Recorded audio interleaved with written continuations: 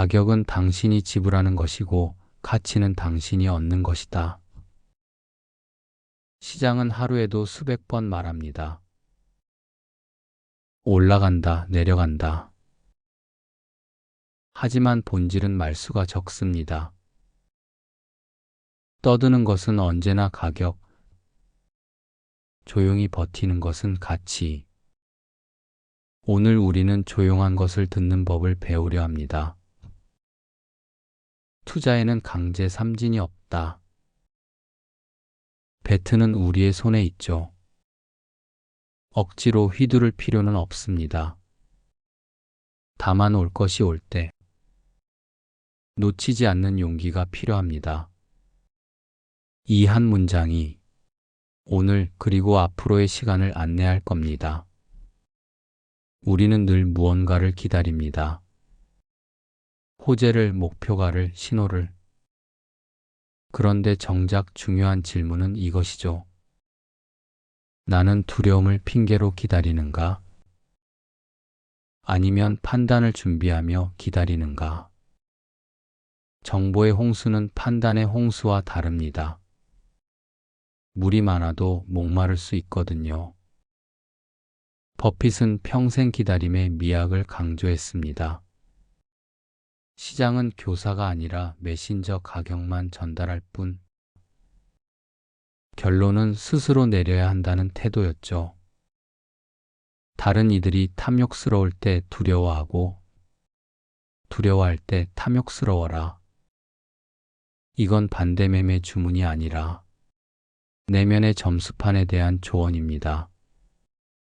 남의 박수 소리로 오르는 종목이 아니라 내가 이해한 사업과 내가 견딜 수 있는 시간, 그리고 내 돈으로 내리는 결정. 오늘의 목표는 그것입니다. 당신은 지금 어디서 이 방송을 듣고 있나요? 커피 머신 앞? 출근길? 혹은 어젯밤 매수 버튼이 남긴 잔상 위? 우리는 종종 정보의 양이 판단의 질을 보장한다고 믿습니다. 하지만 중요한 건 언제나 해석과 선택이었죠. 버핏은 애널리스트의 목소리보다 자신의 계산을 신뢰했습니다.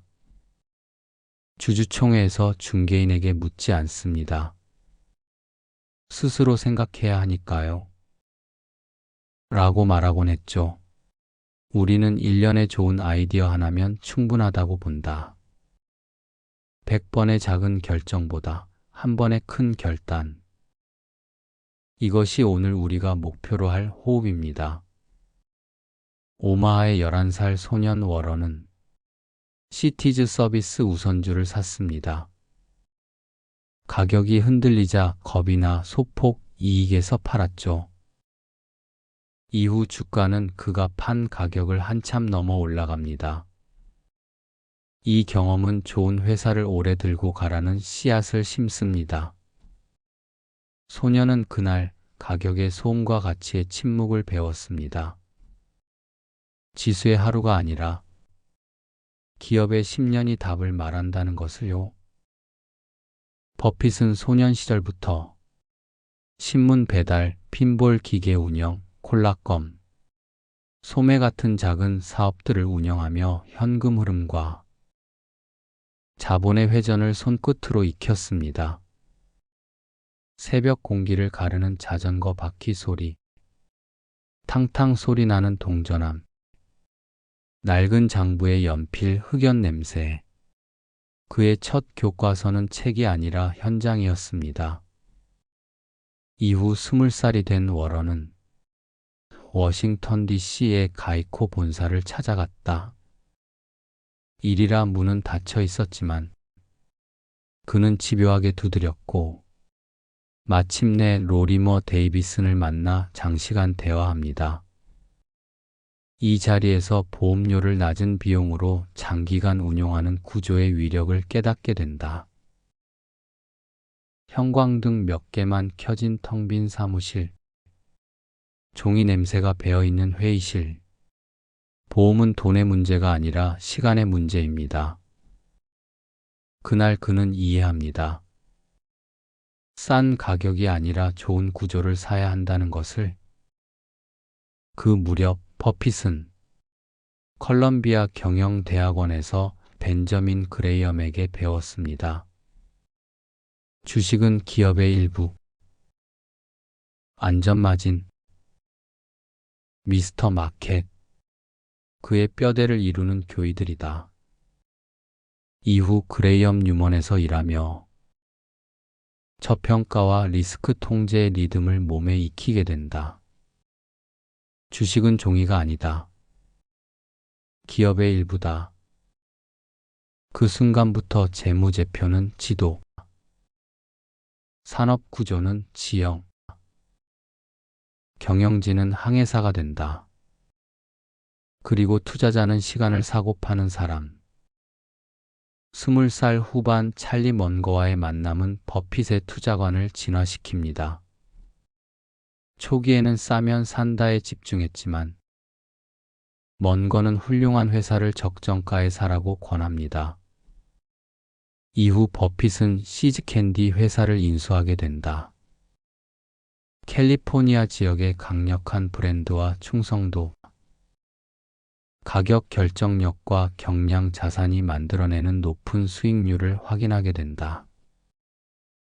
이후 버핏은 그저 그런 회사를 헐값에서 훌륭한 회사를 적정가로, 합리적인 값에 사는 법을 실전에서 굳히게 된다. 그저 그런 회사를 헐값에 사는 것보다 훌륭한 회사를 적정가에 사는 편이 낫다. 이후 샐러드 오일 사태로 아메리칸 익스프레스 자회사가 부정으로 주가가 급락했지만 결제 네트워크 브랜드 신뢰는 여전했습니다. 버핏은 본질이 훼손되지 않았다고 보고 과감히 매수합니다. 이 선택은 곧바로 옳았다는 게 증명됐고 몇 년 사이 주가가 빠르게 회복 상승하면서 당시 투자로 수천만 달러 단위의 이익을 냈다. 사건의 소음이 진을처럼 퍼질 때 그는 고객의 지갑을 보고 있었다. 버핏은 1960년대 투자 파트너십을 통해 높은 성과를 냈지만 거품과 기회 부족을 이유로 1969년 해산을 결정합니다. 억지로 휘두르지 않겠다는 선언이었죠. 그 무렵 인수했던 텍스타일 회사 버크셔 해서웨이는 구조적 역풍 속에 있었고 결국 섬유 부문 철수를 선택한다. 사업의 본질이 나쁘면 뛰어난 기술라도 다리가 부러진 말로는 이길 수 없다는 교훈이다. 이 선택은 잔인했다. 그러나 변신의 비용을 지불하지 않으면 파산의 비용을 떠안게 된다. 버크셔는 그렇게 자본 배분 회사로 태어나게 된다. 버핏은 레버리지에 냉정하다. 1988년 여름, 숫자에 가장 똑똑한 사람들이 만든 펀드가 무너졌다. 그들은 가격은 결국 제자리를 찾는다고 믿었다. 얇은 차익을 수십 배의 레버리지로 키웠다. 그러나 러시아의 채무불이행은 시장의 상식을 비틀어 놓았고 수렴은 확산으로 유동성은 진공으로 바뀌었다. 그 며칠 사이 장부 속 천재의 수익률은 마진콜 앞에 산산조각 났다. 버핏은 깨달았다. 머리가 아무리 좋아도 0을 곱하면 0이라는 사실을. 진짜 능력은 더 많이 버는 기술이 아니라 제로를 피하는 기술, 즉 살아남는 능력에 있다. 레버리지로 잠을 잃지 마라. 또한 능력 범위 밖을 과감히 포기한다. 아무리 좋은 시장이라도 잘 모르는 영역은 사지 않는 보수적 태도를 견지한다. 세상은 너 빼고 다 한다고 속삭인다. 하지만 다른 사람도 다 하고 있다. 이 말이 가장 위험할 때다. 그 순간일수록 내면의 점수판을 봐라. 1987년 10월 19일 미국 다우존스 지수가 하루에 마이너스 22.6% 폭락했다. 미국 증시 역사상 단일 일간 최대 하락률이었다. 우리는 이날을 블랙 먼데이라고 부른다. 프로그램 매매와 지수 차익 거래가 본격 도입되던 시기, 그 당시 유행하던 전략이 있었다. 자동 매도. 주가가 떨어지면 위험을 줄이려고 자동으로 더 팔게 만드는 방식이었다. 하지만 문제는 모두가 같은 방법을 쓴 거였다. 하락 자동 매도, 더 큰 하락, 더 큰 자동 매도. 컴퓨터가 자동으로 동시에 실행하다 보니 짧은 시간에 매도 주문이 한꺼번에 쏟아졌다. 뉴욕이 무너지자 런던, 홍콩, 시드니 순으로 연쇄 하락이 이어졌다. 시장 전체가 무너졌을 때 그는 확인했다. 좋은 회사의 본질은 위기에도 남아있는가를. 이듬해 버크셔의 매수 버튼이 눌렸다. 그 종목은 코카콜라였다. 그는 코카콜라의 주식을 꾸준히 그리고 크게 사 모으기 시작한다. 왜 하필 코카콜라였나? 그의 답은 단순했다. 해자 브랜드, 분배망, 습관. 레시피는 비밀이고 분배망은 지구촌에 깔려있고 무엇보다 사람들의 입맛과 기억 속에 자리 잡은 이름이었다. 원재료가 조금 오르든 경기가 흔들리든 소비자는 같은 맛을 찾는다. 그 맛을 가장 빠르고 가장 넓게, 가장 싸게 배달할 수 있는 회사. 그게 코카콜라였다. 시간이 흘렀다. 실적이 분기마다 오르내릴 때도, 주가가 산을 그리고 계곡을 그릴 때도 배당은 계절처럼 돌아왔다.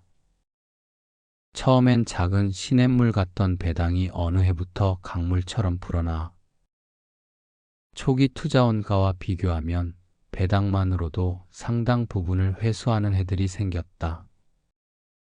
그는 뉴스의 소음을 나중에 읽기로 하고 가치의 저울만 먼저 올려놓았다. 성공이란 간단하다. 훌륭한 사람들과 함께하고 오랜 시간 그 곁에 머무르는 것. 버핏은 경영자를 믿고 간섭을 최소화하며 자본 배분에 집중합니다. 좋은 사업, 좋은 사람, 충분한 시간, 이게 버크셔의 공식이다. 버핏은 검소함으로 유명하다. 독서, 생각, 결정에 하루 대부분을 쓴다. 평판은 20년이 걸려 쌓지만 5분이면 무너진다. 돈은 수단이고 평판은 시간이 준 선물이다. 버핏의 오랜 습관은 결국 사람을 남기는 습관이었다. 오늘은 버핏의 스노볼을 중심으로 워런 버핏의 원칙과 제 생각을 함께 얘기한 시간이었습니다. 버핏은 말했다. 인내심 없는 사람에게서 인내심 있는 사람에게로 돈이 이동하는 장치가 주식시장이다. 기다릴 때는 철저히 기다리고 좋은 공이 오면 크게 휘둘러라. 오늘의 소음은 금방 잊혀진다. 그게 워런 버핏이 남긴 가장 간단하지만 가장 어려운 기술인 것 같습니다. 오늘 하루도 고생하셨습니다. 감사합니다.